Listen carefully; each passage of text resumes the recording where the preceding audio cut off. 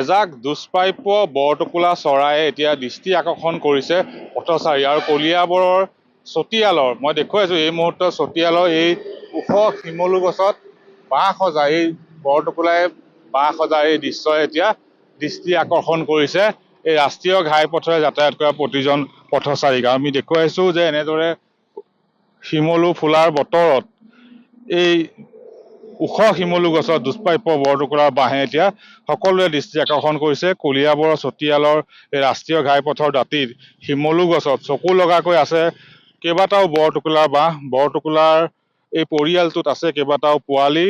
বৰটোকোলাৰ বংশ বৃদ্ধিৰ এই বতৰাই এতিয়া সুখী কৰিছে প্ৰকৃতি প্ৰেমীক। আমি দেখুৱাইছোঁ যে ৰাষ্ট্ৰীয় ঘাইপথত বছৰ বছৰ ধৰি এই দুষ্প্ৰাপ্য চৰাইবিধে সময়মতে বাঁহ সাজি পোৱালি জগাইছে এই শিমলুজোপাতে। আৰু কলিয়াবৰৰ জয়সাগৰ দলনি, সৰুভগীয়া, বৰভগীয়া, হাটবৰ আদি অঞ্চলত এনেদৰেই শিমলু গছত আশ্ৰয় লৈ আছে বহু বৰটোকোলা চৰায়ে।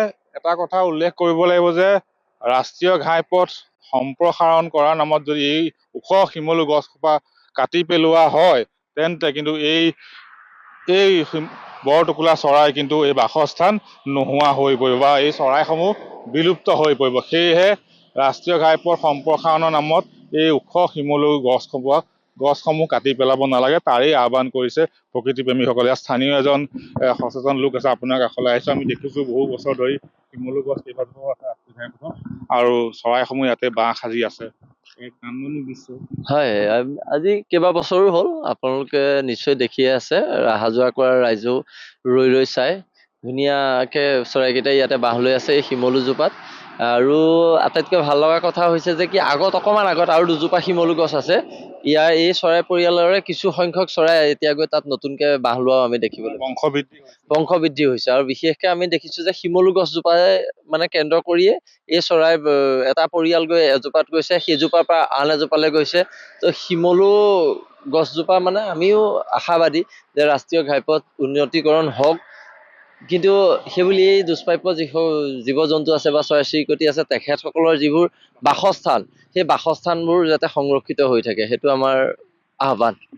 নিশ্চয় এনেদৰে স্থানীয় লোকে আহ্বান জনাইছে যিসমূহ ওখ শিমলু গছ ৰাষ্ট্ৰীয় ঘাইপথত, কলিয়াবৰ ৰাষ্ট্ৰীয় ঘাইপথত বহু কেইজোপা শিমলু গছ আছে। এই শিমলু গছসমূহ ৰাষ্ট্ৰীয় ঘাইপথ সম্প্ৰসাৰণৰ নামত কাটি পেলাব নালাগে।